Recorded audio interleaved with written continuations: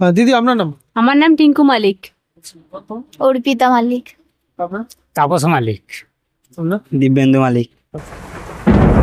প্রাকৃতিক দুর্যোগ, ঝড় ঝঞ্ঝা, প্রকৃতির এই খেলার মাঝে যদি কারো পাকা বাড়ি বা নিরাপদ জায়গায় কাঁচা বাড়িটি না হয়, তাহলে তাদের অবস্থা কি হয় সেটা একমাত্র যারা সেই সিচুয়েশনে থাকেন তারাই বুঝতে পারেন। অতিবৃষ্টির ফলে আমাদের বন্যাও দেখা দেয়।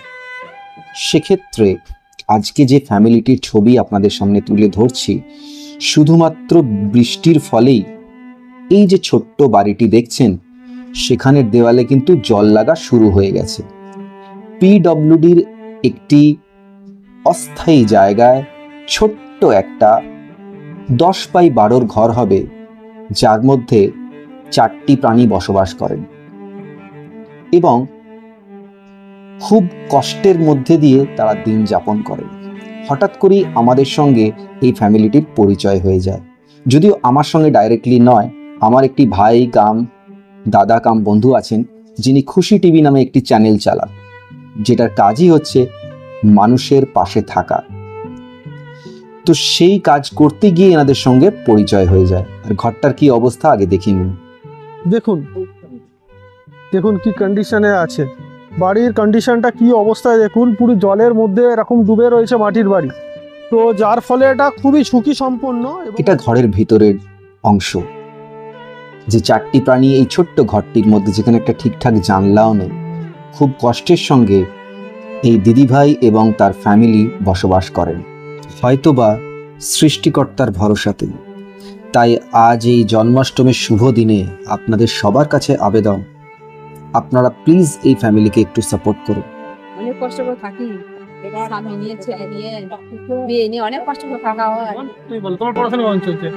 মোটামুটি মোটামুটি চলছে পড়াশোনা। আর কিসে পড়ছো বলো? 11-এ পড়ি। হ্যাঁ 11-এ পড়ি। ক্লাস 11-এ পড়ছো। আর এরপর কি পড়ার ইচ্ছা আছে? এরপর মায়েরা যেটা বললো সেটাই, আমাদের ওপর তো কোনো ইয়ে নয়। হ্যাঁ, মায়েরা যদি পড়ায় তাহলে পড়বো, না পড়ালে পড়বো না। আমি দিদিকে অবশ্যই বলে যাবো যেন পড়ায়। শত কষ্টের মধ্যেও দিদিভাইয়ের মুখের অনাবিল হাসি এটা বলে দিচ্ছে যে তিনি শত কষ্টের মধ্যে থাকলেও তিনি হারতে শেখেন। তিনি হাসি মুখে সমস্ত কষ্টকে বরণ করে লড়াই করে চলেছেন। তো চলুন না, এই লড়াইয়ে আমরা তো শপথ নিয়েছি এই ফ্যামিলিটি দিদিভাইয়ের পাশে থাকবো। আপনারা একটু সঙ্গে থাকুন, একটু সাপোর্ট করুন। এই পরিবারের একটা স্বপ্ন চলুন আমরা সবাই মিলে পূরণ করি। সামান্য কিছু পয়সা আমরা নানাভাবে কত দিকে নষ্ট করে দিই। চলুন না, ওনাদের জন্য মিনিমাম 10 টাকা, তারপর যার যেমন ক্ষমতা বা মন সেই অনুযায়ী ডোনেশন দিয়ে চলুন ওনাদের স্বপ্নটা আমরা পূরণ করি। সবাইকে অসংখ্য ধন্যবাদ।